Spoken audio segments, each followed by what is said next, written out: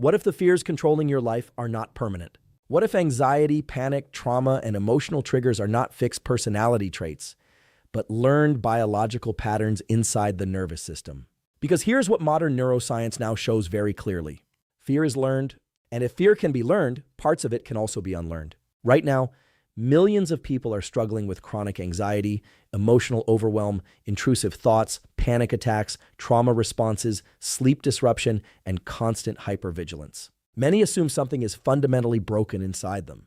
But often, what's really happening is that the brain has become biologically conditioned toward threat detection. Here's what's really going on inside your brain. Your nervous system is designed for survival. When the brain detects danger, whether physical danger, emotional pain, chronic stress, or traumatic experiences, specific circuits become activated to help protect you. The amygdala increases vigilance. Stress hormones rise. Heart rate changes. Breathing changes. Attention narrows. Memory strengthens around threat. This system is incredibly useful during real danger. The problem is that the brain can continue activating those same fear circuits long after the danger is gone. And over time, the nervous system can become trapped in patterns of chronic fear, hyperarousal, avoidance, and emotional dysregulation. What the research shows is that trauma is not only psychological, it is deeply biological. Fear changes neural circuitry. It changes hormone patterns. It changes sleep quality, immune function, attention, breathing, even metabolism.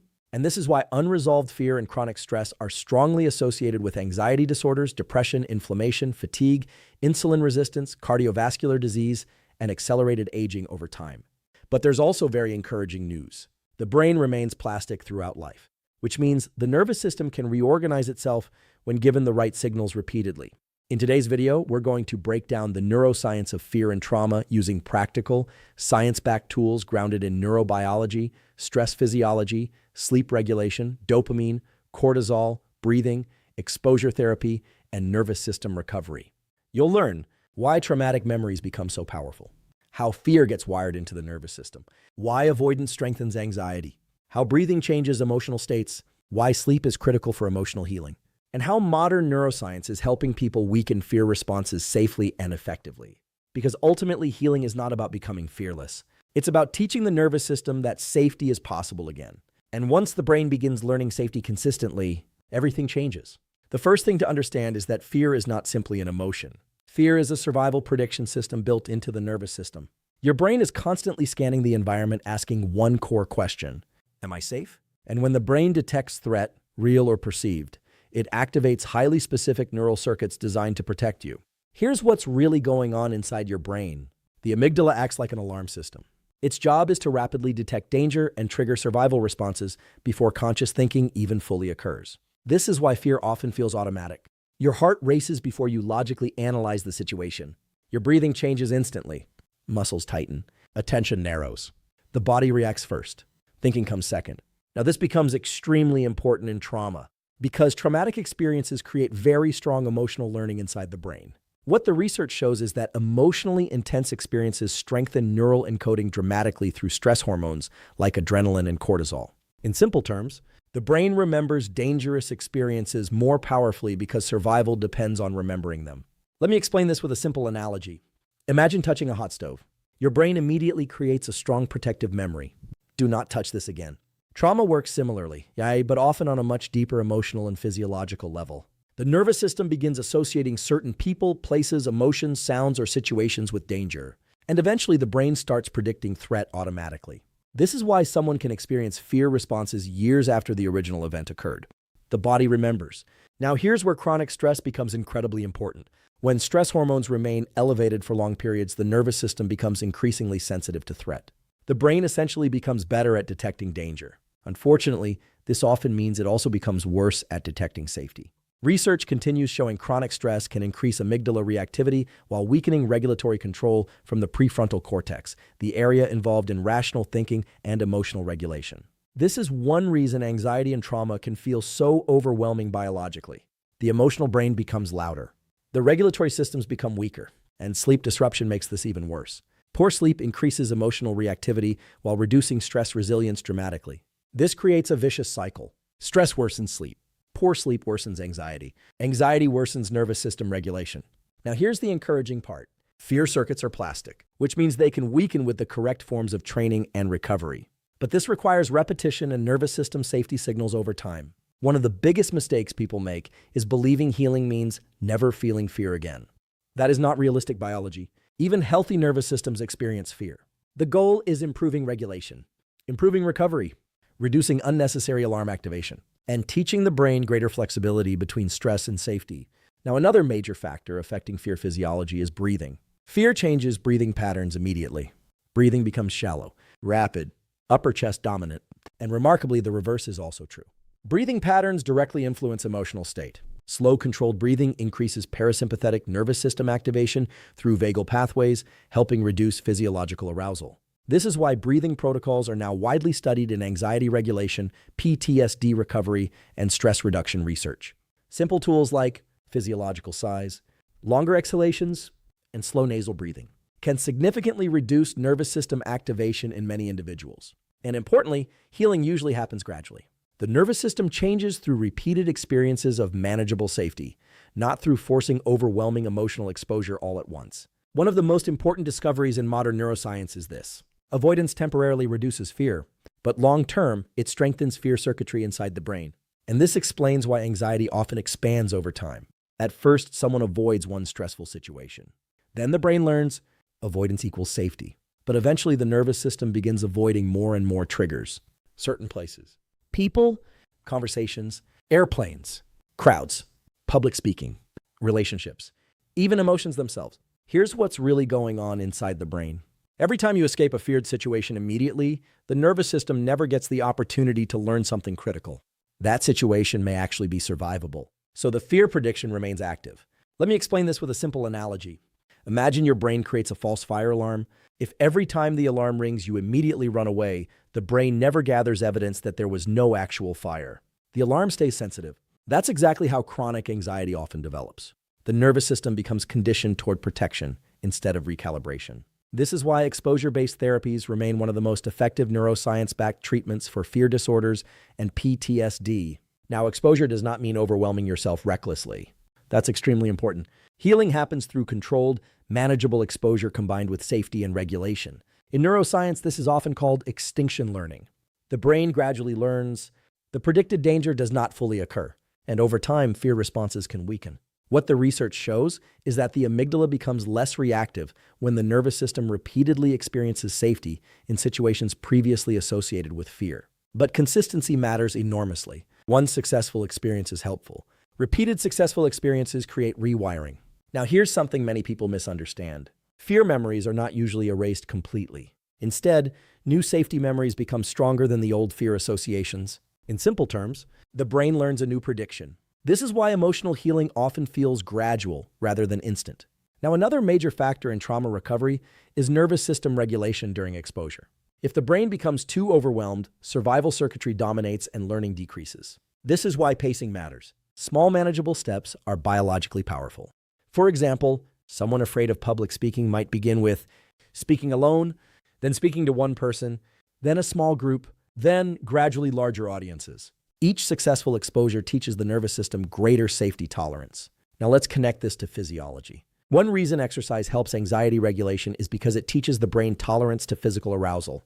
During exercise, heart rate rises, breathing intensifies, adrenaline increases, and over time, the brain becomes less reactive to those sensations. This can reduce panic sensitivity significantly in some individuals. Research also shows resistance training and aerobic exercise improve emotional regulation, sleep quality, dopamine function, and stress resilience. Now, another extremely powerful tool is interoceptive awareness. This means learning to observe body sensations without immediately reacting to them. Because many fear responses escalate when people become afraid of the sensations themselves. Rapid heartbeat, sweating, tension, shortness of breath. The nervous system interprets those sensations as danger signals, creating even more anxiety. But mindful awareness training helps weaken that cycle. The goal is not suppressing emotion. The goal is increasing tolerance and regulation. Now, here's another critical principle. Safety is biological. Supportive relationships, predictable routines, good sleep, stable blood sugar, breathing regulation, and physical recovery all send safety signals to the nervous system. And over time, those signals accumulate. Because healing trauma is not simply thinking differently. It's teaching the brain and body repeatedly that survival no longer requires constant hypervigilance. Here's what's really happening inside the brain during fear and trauma. Most people think fear is simply an emotion, but biologically, fear is a survival program. It's a set of neural circuits designed to protect you from danger. And one of the most important brain structures involved in this process is the amygdala. The amygdala acts like an internal threat detector. It constantly scans your environment, memories, body sensations, and experiences looking for potential danger. When the brain detects a threat, the nervous system activates automatically. Heart rate increases, breathing changes, muscles tense, stress hormones rise, attention narrows. This is the classic fight-or-flight response. Now, this system is incredibly useful during real danger. The problem happens when the brain continues triggering fear responses long after the original threat is gone. That's where trauma often develops. Let me explain this with a simple analogy. Imagine your brain creates an alarm system after a house fire. Initially, the alarm protects you. But after trauma, the alarm may become overly sensitive. Now, even harmless smoke from cooking can trigger the entire emergency response. That's what unresolved fear circuits can do to the nervous system. The body reacts as if danger is happening now, even when the current environment is safe. And this becomes deeply physiological.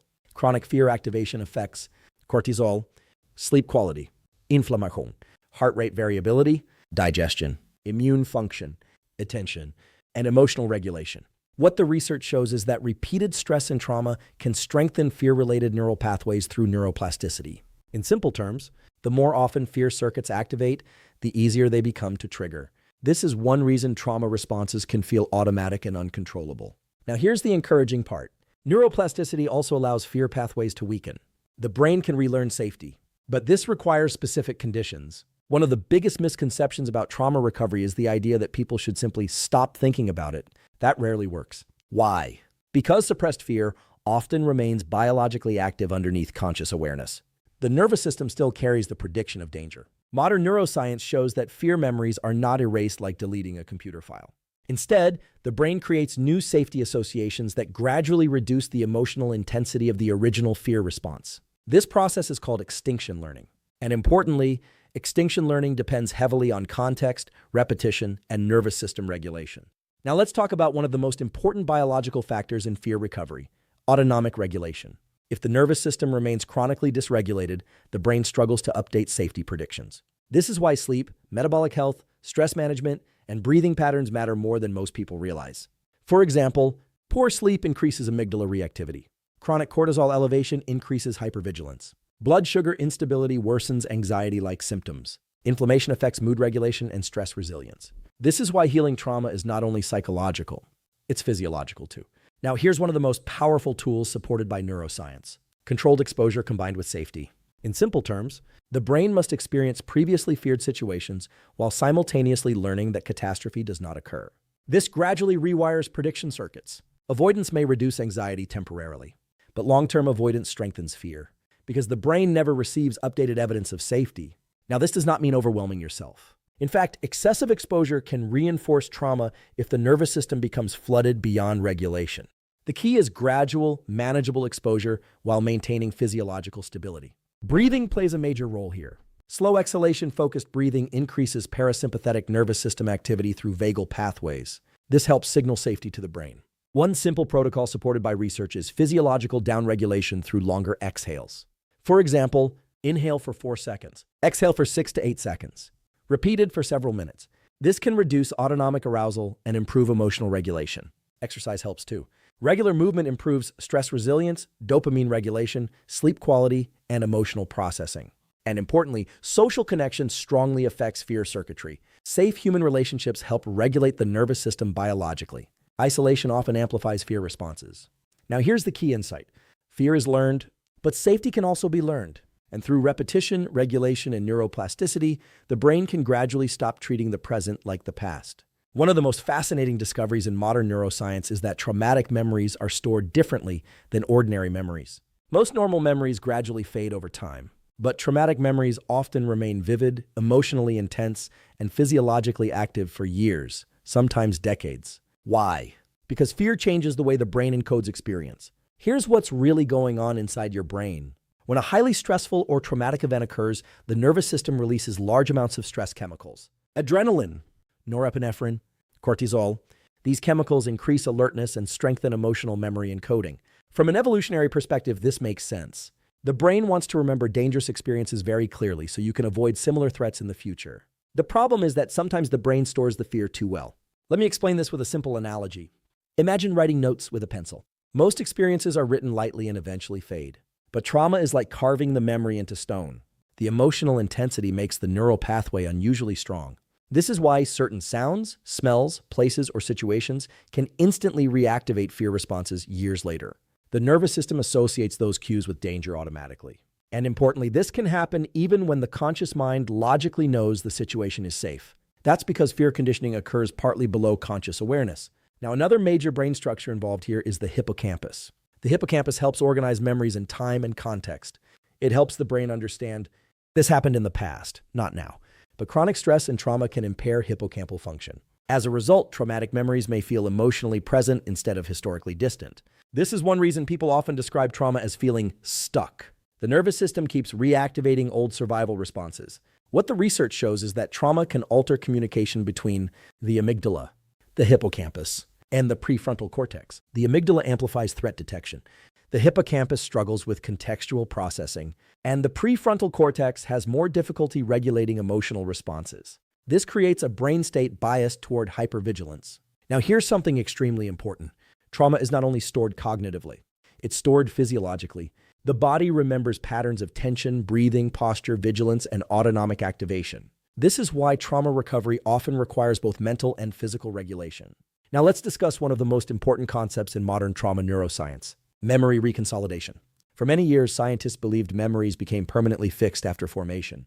But research now shows that when memories are reactivated, they briefly enter a flexible state where they can potentially be modified before being stored again. This process is called reconsolidation, and it may play a major role in trauma therapy.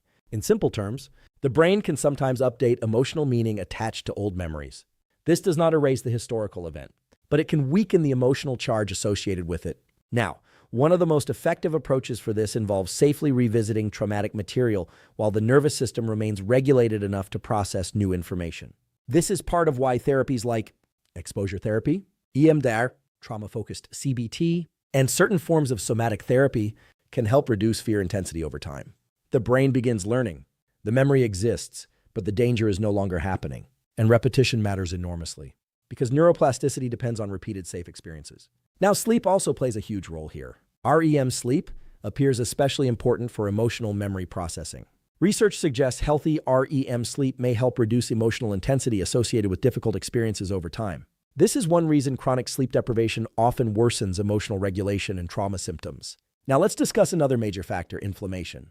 Emerging research continues exploring links between chronic inflammation and psychiatric symptoms, including anxiety, depression, and trauma-related disorders. Poor diet, chronic stress, metabolic dysfunction, and sleep disruption can all increase inflammatory signaling. And inflammation affects neurotransmitters involved in mood and emotional resilience. This is why foundational physiology matters so much: stable blood sugar, regular exercise, anti-inflammatory nutrition, sleep optimization, stress regulation. These do not cure trauma alone, but they create biological conditions that support nervous system recovery more effectively. And here's the key insight: healing trauma is not about pretending painful experiences never happened. It's about teaching the brain and body that survival no longer requires constant fear. Because once the nervous system learns safety again, the brain can finally begin redirecting energy away from protection and back toward living. Now let's talk about one of the most important and most misunderstood aspects of fear recovery: the role of behavior. Because many people believe healing happens only through thinking differently, but neuroscience shows the brain changes most effectively through experience. Not just insight, experience. Here's what's really going on inside your nervous system. Every time you avoid something that triggers fear, the brain temporarily feels relief. And that relief reinforces avoidance behavior. In simple terms, the brain learns, avoidance keeps me safe. The problem is that repeated avoidance prevents the nervous system from updating its predictions. So the fear circuit stays active. Let me explain this with a simple analogy. Imagine someone afraid of elevators. If they avoid elevators for years, the brain never gathers new evidence that elevators may actually be safe. So the fear remains biologically believable. But when exposure happens gradually and safely, the nervous system slowly recalibrates. That recalibration is neuroplasticity. This is why avoidance often strengthens anxiety long-term, even though it reduces discomfort short-term. Now, this does not mean forcing yourself into overwhelming situations. The nervous system learns best when exposure is challenging but manageable. Too little activation produces no learning. Too much activation overwhelms the system. The goal is controlled exposure with regulation. This is sometimes called the window of tolerance. Inside this window, the brain can process fear while still remaining capable of learning safety. Now, one reason many trauma responses persist is because the body remains trapped in chronic hyperarousal. The nervous system keeps preparing for danger continuously. And over time, this affects sleep, digestion, hormones, immune function, attention, mood, and energy production. This is why trauma recovery often requires nervous system stabilization before deep emotional processing. Now let's talk about tools that help regulate physiology. One of the most powerful is deliberate breathing. Breathing directly influences autonomic state. Fast, shallow breathing increases alertness and stress activation. Slow breathing with longer exhales activates parasympathetic pathways associated with calm and recovery. One highly effective protocol is cyclic physiological sighing. 2 short inhales through the nose, followed by 1 long exhale. Research shows this can rapidly reduce stress and autonomic arousal. Another powerful tool is exercise. Exercise helps metabolize stress chemicals while improving dopamine signaling, mood regulation, sleep quality, and resilience. What the research shows is that regular movement improves emotional regulation networks inside the brain, especially aerobic exercise. Now, social safety matters enormously too. Humans regulate stress through connection. Supportive relationships help reduce threat signaling in the nervous system. This is one reason isolation often worsens anxiety and trauma symptoms. Now, another major issue is chronic unpredictability. The brain feels safer when routines become stable. Consistent sleep, consistent meals, consistent movement, consistent recovery. These predictable biological rhythms reduce allostatic load, meaning the accumulated stress burden on the nervous system. And importantly, metabolic health influences emotional resilience more than many people realize. Blood sugar instability can mimic anxiety symptoms: shakiness, rapid heart rate, irritability, mental fog, stress sensitivity. This is why stable nutrition supports emotional stability. Protein, healthy fats, fiber, hydration, and micronutrients all help regulate brain function more effectively. Now, here's one of the most important principles in modern neuroscience. The brain changes according to repeated states. If the nervous system repeatedly experiences safety, regulation, movement, recovery, and manageable challenge, those circuits strengthen. But if the nervous system repeatedly experiences avoidance, hypervigilance, sleep deprivation, and chronic stress, those circuits strengthen instead. This is why small daily behaviors matter enormously. Healing is rarely one dramatic breakthrough. More often, it is repeated nervous system retraining over time. And here's the key insight. Courage is not the absence of fear. Biologically, courage is teaching the nervous system that discomfort does not always equal danger. And when that learning repeats consistently, fear slowly loses control over behavior. So when we step back and look at the bigger picture, one truth becomes very clear. Fear is not weakness. Fear is biology. It is the nervous system trying to protect you based on past experiences, learned associations, and survival predictions created deep inside the brain. But what modern neuroscience also shows is this. The brain is adaptable. Fear circuits are not permanently fixed. And through neuroplasticity, the nervous system can gradually learn safety again. Throughout this video, we explored how fear is generated through interactions between the amygdala, hippocampus, prefrontal cortex, hormones, and autonomic nervous system. We discussed how trauma strengthens emotional memory pathways and keeps the brain locked in hypervigilance long after danger has passed. We covered how chronic stress, poor sleep, inflammation, blood sugar instability, and nervous system dysregulation can intensify fear responses biologically. And most importantly, we explored how recovery actually happens. Not through suppression, not through pretending fear does not exist, but through gradual retraining of the nervous system. We talked about controlled exposure, breathing regulation, sleep optimization, exercise, emotional processing, stable routines, and social connection. Because healing requires the brain to repeatedly experience safety without avoidance. Let me explain this with one final analogy. Imagine your nervous system like a smoke alarm that became overly sensitive after a fire. Initially, that alarm helped protect you, but over time, it may begin reacting to harmless signals. The goal of recovery is not removing the alarm completely. The goal is recalibrating it, teaching the brain the difference between real danger and remembered danger, and that process takes repetition. Because the nervous system learns through experience. Every time you regulate your breathing instead of panicking, every time you tolerate discomfort without escaping immediately, every time you improve sleep, stabilize stress, move your body, and create safety internally, you are sending the brain new information. And over time, those repeated signals begin reshaping neural circuits. This is why consistency matters more than intensity. Small, repeated acts of regulation compound powerfully. Now, here's the challenge I want to leave you with. Choose one nervous system regulation tool from this video and practice it daily for the next 7 days. Maybe it's breathing exercises, walking outdoors, improving sleep timing, reducing overstimulation, or gradually facing one avoided fear safely, then observe what changes. Your stress levels, your emotional reactions, your sleep, your focus, your sense of control, because many people do not realize how dysregulated their nervous system has become until they finally experience calm again. And once the brain experiences safety consistently, it begins reorganizing itself around resilience instead of survival. If this video added value, like the video and subscribe to join others optimizing their brain, nervous system, emotional health, and long-term resilience naturally through science-backed tools and practical neuroscience. And as always, thank you for watching.